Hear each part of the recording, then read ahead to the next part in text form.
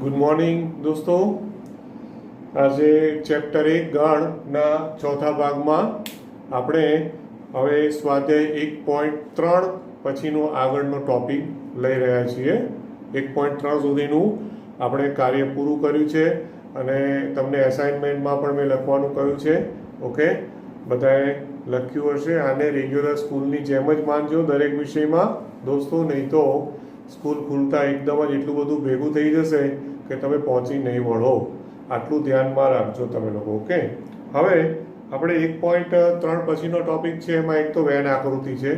તો વેન આકૃતિમાં બહુ ડિટેલમાં એટલા માટે નથી છે, તમને ઓલરેડી ખબર છે કે વેન આકૃતિમાં સાર્વત્રિક ગણને લંબચોરસથી દર્શાવાય છે, કરેક્ટ, અને એની અંદર વર્તુળ દર્શાવે છે. એ બધા એના ગણો, એના ઉપગણો A B C વર્તુળથી દર્શાવો છો.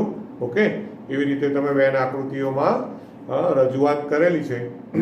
અહીંયા જ્યારે કૂટ પ્રશ્નો આવશે ને દોસ્તો, કૂટ પ્રશ્નો, તો એમાં વેન આકૃતિ તમને બહુ ઉપયોગી થશે, યુઝફુલ થશે. હા, એટલે ત્યારે આપણે વધારે એની જરૂર પડશે. હવે એટલે વેન આકૃતિઓ અત્યારે આપણે મન નથી જતા. એના પછીનો ટોપિક છે ગણક્રિયાઓ. ગણક્રિયાઓ પણ તમારા માટે એકદમ સહેલું છે. અગાઉ ભણેલા છો યોગગણ અને છેદગણ બે છે ને. યોગગણ એટલે તમે જાણો છો શું છે. તો ગણક્રિયાઓમાં પહેલું યોગગણ.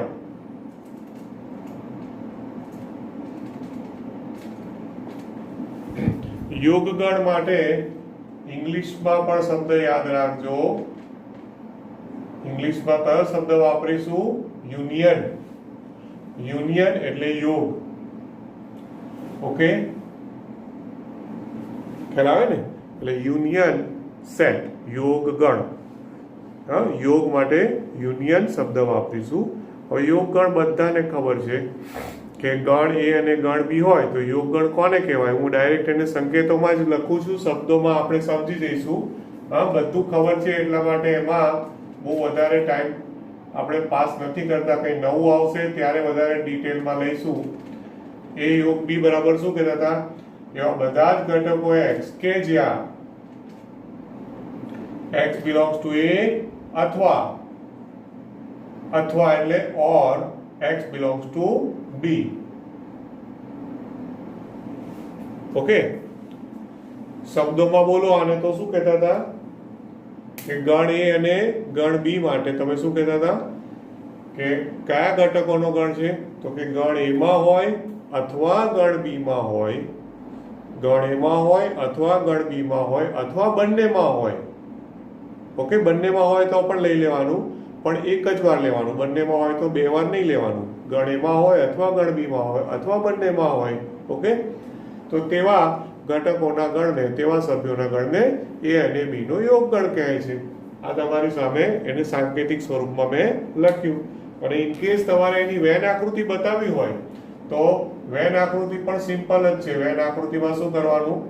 આ લંબચોરસ દોર્યું. લંબચોરસ એટલે સાર્વત્રિક ગણ. એની અંદર બે ગણ લો, A અને B.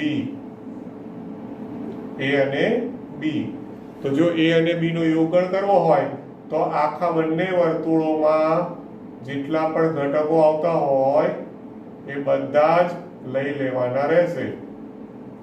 ઓકે દોસ્તો, એટલે આપણે આજે મેં આડી લીટીઓ કરી બંને વર્તુળોને આખું શેડેડ રિજિયન બતાવી દીધો. તો એ થઈ ગયું એ યોગ B ની વેન આકૃતિમાં રજૂઆત છે ને. ઓકે, ત્યાર પછી યોગગણ પછી છેદગણ આવશે. પણ છેદગણ ના હોય પહેલા છે ને યોગગણના કેટલાક ગુણધર્મો છે, યોગ ક્રિયાના ગુણધર્મો, એને પણ સમજી લેજો. આમ તો બધા સરળ જ છે. યોગ ક્રિયા, યોગગણ એટલે યોગ ક્રિયા છે. ગણ ક્રિયાઓ, એમાં પહેલું યોગ ક્રિયા, પછી છેદ ક્રિયા એટલે છેદગણ. તો યોગ ક્રિયાના ગુણધર્મો છે. ઓકે, હવે એ ગુણધર્મો જે છે એ કંઈક આવા છે દોસ્તો કે બે ગણ A અને B માટે પહેલું છે A યોગ B બરાબર B યોગ A. એ યોગ બી બરાબર બી યોગ એ એટલે શું થયું ખબર છે? આને શું કહેવાય? ક્રમનો નિયમ. યાદ છે ને? ક્રમનો નિયમ. ગમે તે ક્રમમાં યોગણ કરો કઈ ફરક પડતો નથી. એને શું કહેવાશે? આ ક્રમનો નિયમ છે. ક્રમનો નિયમ. Okay, right. ત્યાર પછી બીજો એમાં ગુણધર્મ આવશે એ જૂથનો નિયમ. આ બધું તમે જાણો છો. ક્રમનો નિયમ, જૂથનો નિયમ. તો જૂથનો નિયમ આવો છે કે એ યોગ બી યોગ સી હોય, એ જો એ યોગ બી ને કૌંસમાં મૂક્યા છે એની બદલે એ યોગ બી યોગ સી, એટલે બી યોગ સી ને કૌંસમાં મૂકો તો આ બંનેનો આન્સર સરખો જ આવે. એ પણ આપણે ઓલરેડી જાણીએ છીએ. બરોબર. ત્યાર પછી ત્રીજું, આ ત્રીજું છે એ થોડું મારી દ્રષ્ટિએ આઈએમપી છે. એ છે એ યોગ ફાઈ બરાબર એ. એ યોગ ફાઈ બરાબર એ. તો તમને એવું થાય કે આમાં આઈએમપી શું? ખાલી ગણ સાથે કોઈ પણનો યોગગણ કરો તો એ આવે તો બહુ સ્પષ્ટ વસ્તુ છે. તો આમાં ઇમ્પોર્ટન્ટ શું છે? હવે યાદ રાખજો દોસ્તો, લોજિકલી છે ને યોગગણ, હવે જે હું કહું છું એ સમજજો. યોગગણ છે ને એના ગુણધર્મો છે ને એને સરવાળા જોડે કમ્પેર કરી શકાય, પ્લસ જોડે, પ્લસ સાથે. અને છેદગણના જે ગુણધર્મો હોય ને એને ગુણાકાર સાથે કમ્પેર કરી શકાય. કોની સાથે? ગુણાકાર સાથે સરખાવી શકાય. તો યોગગણ ને સરવાળા જોડે સરખાવી શકાય ગુણધર્મોમાં, છેદગણને ગુણાકારમાં. ઓકે, તો યોગગણમાં તમે જુઓ સરવાળાનો ગુણધર્મ શું છે ખબર છે? 2 + 0 = 2. આવું લખો છો. તો આમાં તમે શું કહો? 0 શું છે? 0 એ સરવાળા માટેનો તટસ્થ સંખ્યા છે એવું કહો છો ને, તટસ્થ ઘટક.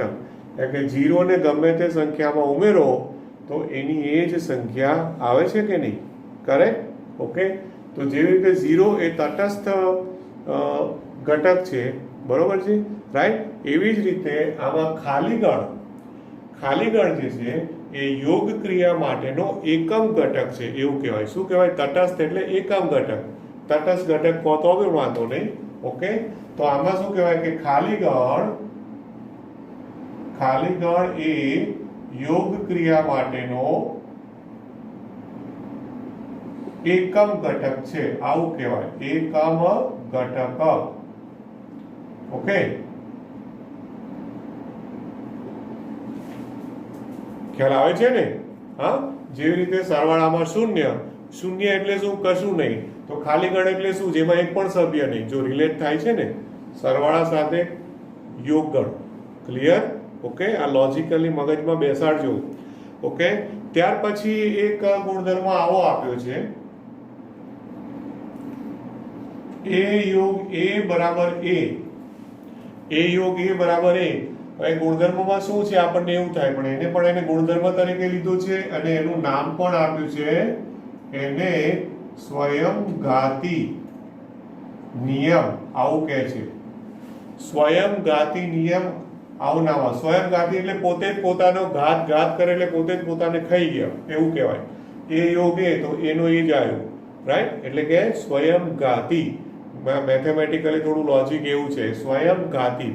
ઓકે, એને ઇંગ્લિશમાં થોડું ઓકવર્ડ વિચિત્ર શબ્દ છે પણ યાદ રાખવું પડશે. ઓકે, આગળ જતા કામ લાગશે. આઇડેમ્પોટેન્ટ.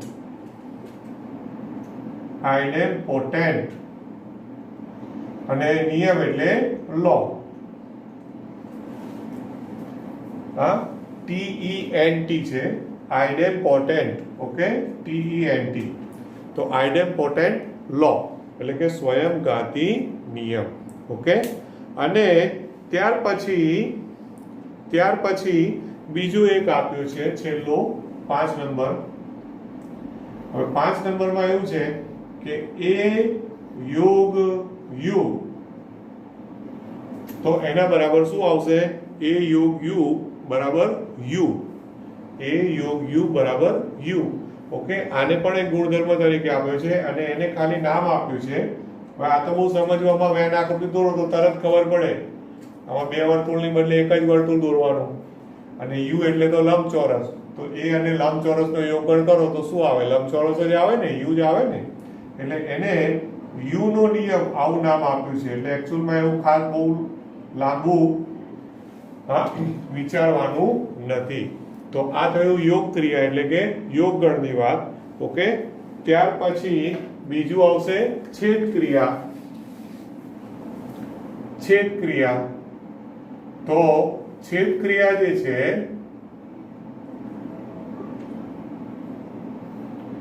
એ પણ તમારા માટે જાણીતી જ છે. છેદ ક્રિયા યોગ ક્રિયા માટે એટલે કે યોગ ગણ, અહીંયા મેં ગણ લખ્યું છે તો આમાં પણ ગણ જ લખવું. અહીંયા મેં ગણ તો યોગ ગણ છેદ ગણ અથવા યોગ ક્રિયા છેદ ક્રિયા, તમારે જે રીતે લખવું હોય રીતે છેદ ગણ. એનો ઇંગ્લિશ શબ્દ પણ યાદ રાખજો, એને ઇન્ટરસેક્શન. એને શું કહેશે? ઇન્ટરસેક્શન, આવું નામ આપેલું છે. ઓકે, હા. છેદ શબ્દ છે ને, આપણે મેથ્સ વાળા છીએ એટલે આપણે જલ્દી ખ્યાલ ના, બાયોલોજી વાળાને જલ્દી ખબર પડે. બાયોલોજીમાં પેલું મકાઈના અને ડુંગળીના પર્ણના આડો છેદ ને ઊભો છેદ ને એ વાત કરે છે, રાઈટ? એટલે છેદ એટલે શું? કંઈક કાપીને કંઈક કોમન ભાગ લીધો હોય. આમાં પણ છેદ એટલે શું છે ખબર છે? બે ગણ આપ્યા હોય તો બે ગણ હોય એ અને બી, અને એનો છેદગણ લો તો એની વ્યાખ્યામાં એક્સ કે જ્યાં અહીંયા શું હતું? અથવા x belongs to a અથવા x belongs to b. એની બદલે આમાં શું કરવાનું તમારે? x એવા બધા જ ઘટકો x નો ગણ કે જ્યાં x belongs to a અને x belongs to b. Okay, અને લેવાનું. અને એટલે શું? ગણ a અને ગણ b બંનેમાં હોય તેવા તમામ સભ્યોનો ગણ. a અને b બંનેમાં હોય તેવા તમામ સભ્યોનો ગણ. ઓકે, એટલે એને મારે જો વેન આકૃતિથી દર્શાવવાનું આવે તો એ પણ એકદમ સરળ જ છે દોસ્તો. શું કરશો? એક લંબચોરસ દોરો, એમાં બે વર્તુળ કરો. હવે આ બંને વર્તુળમાં કોમન ભાગ કયો છે એટલો જ ખાલી તમારે બતાવવાનો. તો વચ્ચે મેં આડી લીટીઓ કરી, એટલો ભાગ છે એ બંનેમાં સામાન્ય છે. એ અને બી બંનેમાં સામાન્ય, એટલે અને શબ્દ આવે. એવા બધા જ ઘટકો જે ગણ એમાં હોય અને ગણ બીમાં હોય.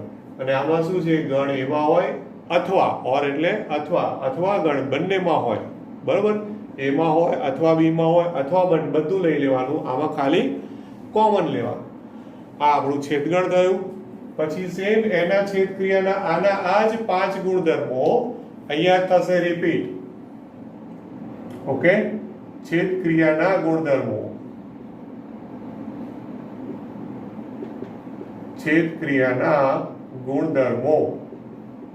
ઓકે, હવે આ જે છેદ ક્રિયાના ગુણધર્મો છે દોસ્તો, એમાં કઈ જ ફરક નથી.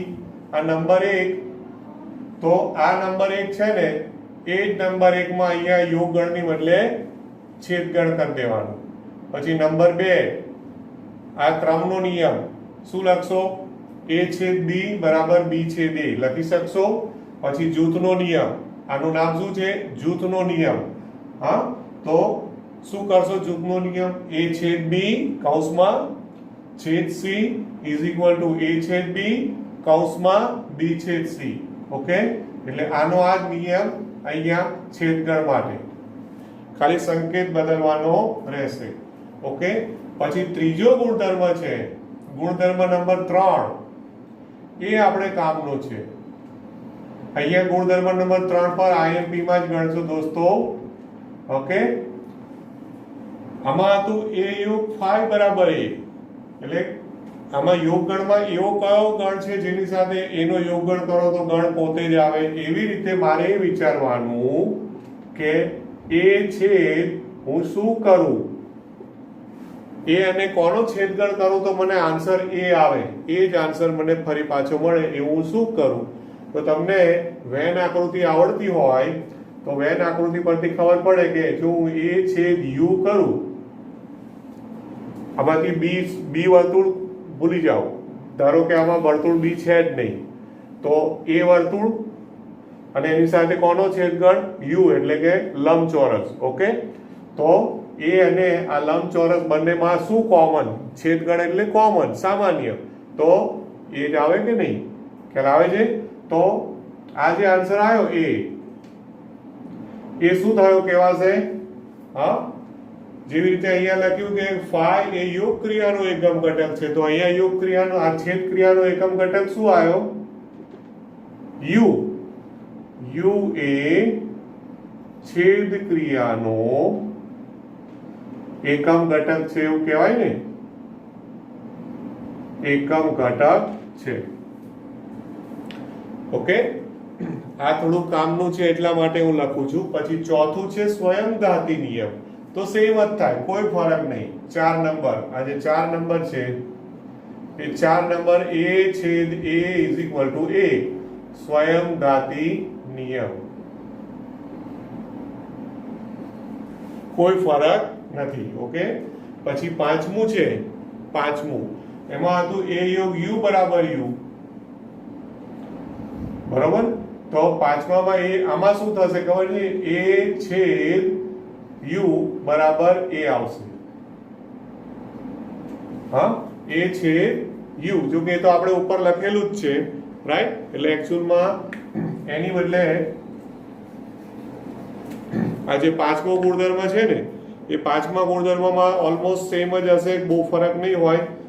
છતાં તમને જો લખવો જ હોય ને તો બધા જ ટેક્સ્ટબુકમાં જોજો, તો ટેક્સ્ટબુકમાં એમણે યોગ ક્રિયાના ગુણધર્મો લખ્યા છે, છેદ ક્રિયાના ગુણધર્મોમાં 5 ની બદલે 4 જ લખ્યા છે. યોગ ક્રિયામાં હા એમણે પાંચમો કયો લખ્યો છે ખબર છે? વિભાજનનો નિયમ લખ્યો છે.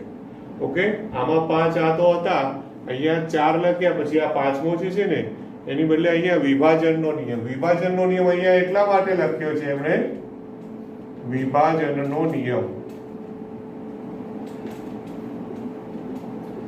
હવે વિભાજનનો નિયમ એટલે શું થયું ખબર છે? એની ઇંગ્લિશમાં બોલીશું તો ડિસ્ટ્રીબ્યુટિવ લો. વિભાજનનો નિયમ છે એને શું કહીશું? ડિસ્ટ્રીબ્યુટિવ લો. હવે વિભાજનનો નિયમ અહીંયા એટલા માટે લીધો કે પહેલા યોગ બની ગયા, પછી છેદ બની ગયા, એટલે યોગ અને છેદ મિક્સ થઈ અને વિભાજનનો નિયમ જે છે એ જો તમને યાદ હોય તો આવું હતું. બે નિયમો છે, a છેદ b યોગ c is equal two a છેદ b યોગ a છેદ c. યાદ છે ને? ઓકે, આ પહેલો ગુણધર્મ હતો અને બીજો ગુણધર્મ છે એમાં છેદ અને યોગની અદલા બદલી કરી દો.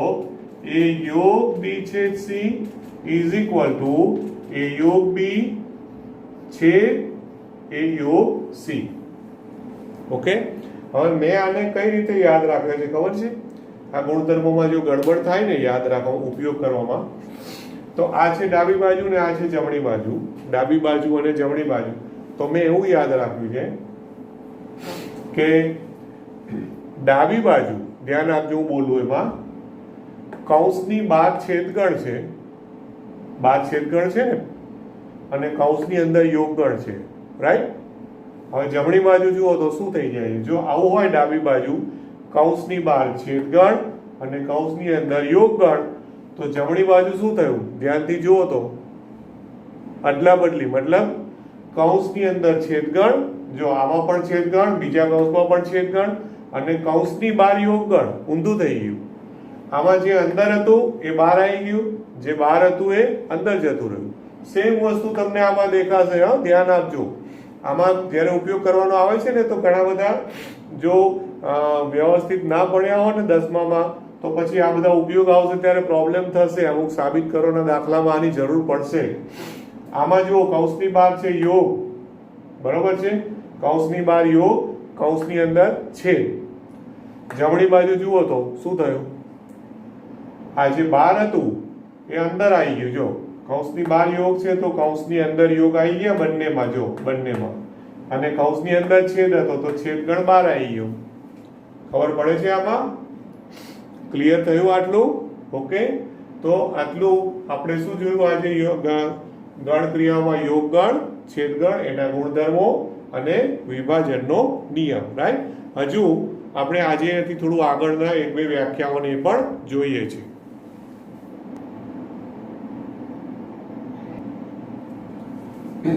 ચાલો, ત્યાર પછી ત્રીજી એક વ્યાખ્યા આપી છે, એને પણ પહેલા ગણક્રિયાઓમાં નતા લેતા, હવે લોકોએ ગણક્રિયાઓમાં લઈ લીધું છે, અને એ છે તફાવત ગણ. આ પણ બહુ સહેલું છે, પણ તમે 9મા 10મામાં નથી ભણેલા. તફાવત ગણ. તફાવત ગણ એટલે કે difference set. Difference set. Okay, તફાવત ગણ, ડિફરન્સ સેટ. હવે તફાવત ગણ એટલે ગણ એ અને ગણ બી માટે, ગણ એ અને ગણ બી માટે એનો તફાવત ગણ, એ તથા બી નો તફાવત ગણ, એ તથા બી નો તફાવત ગણ. હવે એ જે તફાવત ગણ છે એને સંકેતમાં આ રીતે દર્શાવાય છે. તફાવત એટલે માઇનસ કરી દેવાનું, એટલે a માઇનસ બી. તો a minus B is equal to એવા બધા જ ઘટકો x, એવા બધા જ ઘટકો x કે જ્યાં કયા ઘટકો લેવાના? a માઇનસ બી એટલે a માં હોય, a માં હોય પણ b માં ના હોય. x does not belongs to b. a minus B એટલે શું છે? ગણ a માં હોય પણ ગણ b માં ના હોય. ઓકે, એટલે એને મારે સપોઝ આકૃતિમાં બતાવવું હોય, વેન આકૃતિમાં, તો વેન આકૃતિમાં શું કરશો કે માની લો કે આ લંબચોરસ છે, એટલે કે સાર્વત્રિક ગણ છે, અને એમાં આ બાજુ a, આ બાજુ b. તો a માઇનસ બી એટલે કયા ઘટકો છે? જે a માં હોય ને b માં ના હોય. એટલે જો આટલો ભાગ મારે બતાવવાનો થાય, ધ્યાન આપજો, આટલો ભાગ મેં જે આડી લીટીઓ દોરી છે ને એટલો ભાગ થાય. તો આ જ રીતે જો a માઇનસ બી ની જેમ b માઇનસ a લખવું હોય તો શું થાય? b minus a. એવા બધા જ ઘટકો x કે જ્યાં આનું ઊંધું b માઇનસ a, તો શું થશે? x belongs to b પણ x does not belongs to a. લખાય ને? હવે b માઇનસ a આ જ આકૃતિમાં મારે બતાવવું હોય તો b માં છે, b માં હોય પણ a માં ના હોય. એટલે કયો ભાગ આવે? આટલો ભાગ આવે કે નહીં? બરાબર ને? હા, તો તમે જુઓ આ બાજુનો ભાગ છે, આ a માઇનસ બી છે, અને આ બાજુનો ભાગ છે એ b માઇનસ a છે. તો આમાં તમે શું ઓબ્ઝર્વેશન કર્યું? a માઇનસ બી અને b માઇનસ a સરખા નથી, મતલબ કે ક્રમના નિયમનું પાલન થતું નથી. ખ્યાલ આવે છે ને?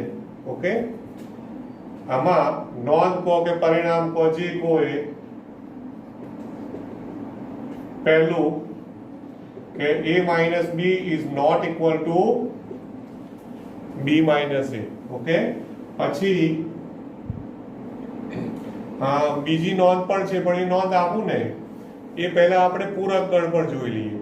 તો પૂરક ગણ જોઈ અને પછી જો લખીશું તો તમને સારું લાગશે, એટલે ઈઝી પડશે સમજવામાં. ખાલી એક વસ્તુ પૂરક ગણ વગર હું તમને સમજાવી શકું છું કે a માઇનસ બી બરાબર, આકૃતિમાં જોજો, a માઇનસ બી બરાબર a માઇનસ a છેદ b લખું તો ચાલે. બોલો, ધ્યાનથી જુઓ, a માઇનસ a છેદ b. આ બધું શું કામ લખી રહ્યા છે ખબર છે? કારણ કે અમુક દાખલાઓની ગણતરીમાં ને એમાં સ્ટેપ્સમાં છે ને ક્યાંક મારે આવું જરૂર પડે તો ઉપયોગ કરી શકું, એટલા માટે. a માઇનસ a છેદ b એટલે આ વર્તુળ, એ વર્તુળ છે, એમાંથી કયો ભાગ કાઢી નાખ્યો મેં? આટલો ભાગ a માઇનસ b કાઢી નાખો તો એ સેમ જ આવ્યું ને. ઓકે, અને એ જ રીતે b માઇનસ a લઉં તો b વર્તુળમાંથી પણ કયો ભાગ કાઢી નાખવાનો? a છેદ b ભાગ કાઢી નાખવાનો. બોલો, આટલું ખ્યાલ આવે છે? કોઈ ક્વેશ્ચન કરો? આખું ચેપ્ટર સહેલું છે દોસ્તો, સહેજે ટેન્શન કરવા જેવું નથી. હવે આ થયું તફાવત ગણની વાત. ત્યાર પછી હજુ એક તમારા માટે જાણીતું છે પૂરક ગણ. પૂરક ગણ એને ઇંગ્લિશમાં કોમ્પ્લિમેન્ટરી, શું કહે છે? Complimentary set.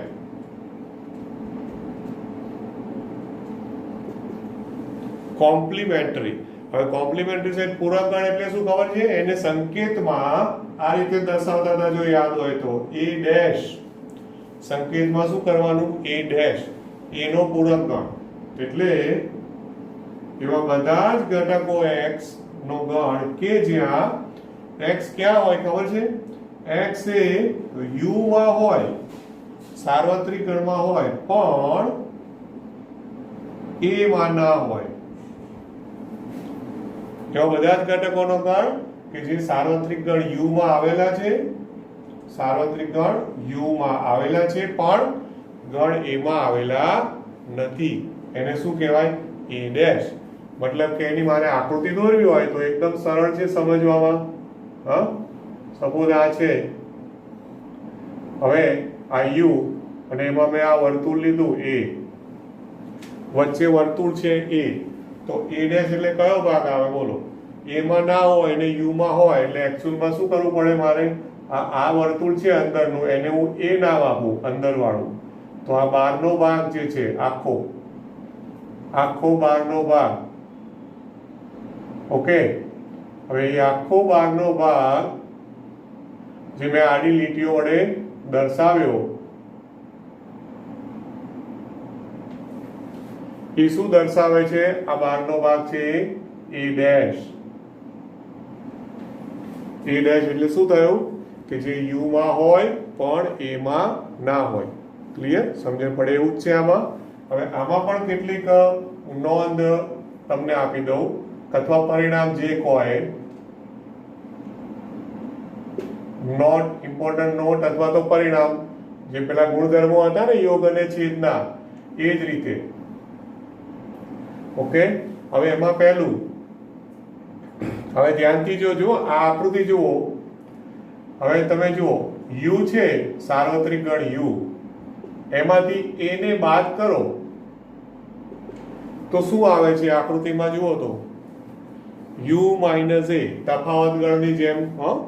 u માં હોય પણ a માં ના હોય તો શું થયું? a ડેશ જ થયું ને. u માઇનસ a બરાબર શું થયું? a ડેશ થયું કે નહીં? ઓકે, પછી એવી જ રીતે તમે બીજું વિચારો, phi ડેશ વિચારો તો ખાલી ગણનો પૂરક ગણ. phi એટલે ખાલી ગણ, તો ખાલી ગણનો પૂરક ગણ એટલે શું થાય? આખો સાર્વત્રિક ગણ આવે કે નહીં? ક્લિયર થાય છે ને? ખાલી ગણનો પૂરક ગણ એટલે સાર્વત્રિક ગણ, સિમ્પલ છે. અને એ જ રીતે u ડેશ કરો તો ખાલી ગણ આવશે. u ડેશ એટલે શું આવશે? ખાલી ગણ. એટલે u એટલે સાર્વત્રિક ગણ, સાર્વત્રિક ગણનો પૂરક ગણ, તો એ તો ખાલી ગણ જ આવે ને. કારણ કે u માં હોય ને ડેશ નો મતલબ શું? u માં હોય પણ u માં ના હોય, તો એવું તો પોસિબલ જ નથી. એટલે શું આવે? ખાલી ગણ જ આવે. Okay, right. પછી બીજું પણ હજી એક આપણે લખી શકીએ, u માઇનસ એ તો લખી જ કાઢ્યું છે, બરોબર છે. હજુ એક બીજું a માઇનસ b, તો એને a છેદ b ડેશ કહેવાય. આ ધ્યાન આપજો. અને b માઇનસ a બરાબર b છેદ a ડેશ કહેવાય. આ બાજુમાં આકૃતિ છે જ તમારી પાસે. a માઇનસ b અને a છેદ b ડેશ બંને સરખા છે, આવું મેં લખ્યું. આ જે મેં લખ્યું છે ને એને થોડું કામની વસ્તુ છે. સંભાવના ચેપ્ટર આવશે ને, આંકડાશાસ્ત્ર અને સંભાવના, પ્લસ ઇવન આ ચેપ્ટરમાં પણ ક્યાંક જરૂર પડશે. એટલે આને તમારે ખાસ આઈએમપી તરીકે યાદ રાખજો.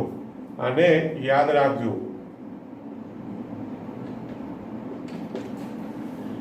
આકૃતિમાં જોવું હોય તો તમે જોઈ શકશો કે ભાઈ a માઇનસ બી એટલે આ રહ્યો છે આ બાજુનો ભાગ, અને a છેદ b ડેશ કરો એટલે a એટલે આ વર્તુળ a અને b ડેશ એટલે b વર્તુળ સિવાયનો લંબચોરસનો ભાગ, અને બંનેમાં કોમન છેદગણ એટલે બંનેમાં સામાન્ય. તો બંનેમાં સામાન્ય કરો તો ધ્યાનથી જોજો, એકવાર જાતે આકૃતિ દોરજો એટલે તમને ખ્યાલ આવશે કે a માઇનસ b જ થવાનું. સેમ એ જ રીતે b માઇનસ a તો b છેદ a ડેશ.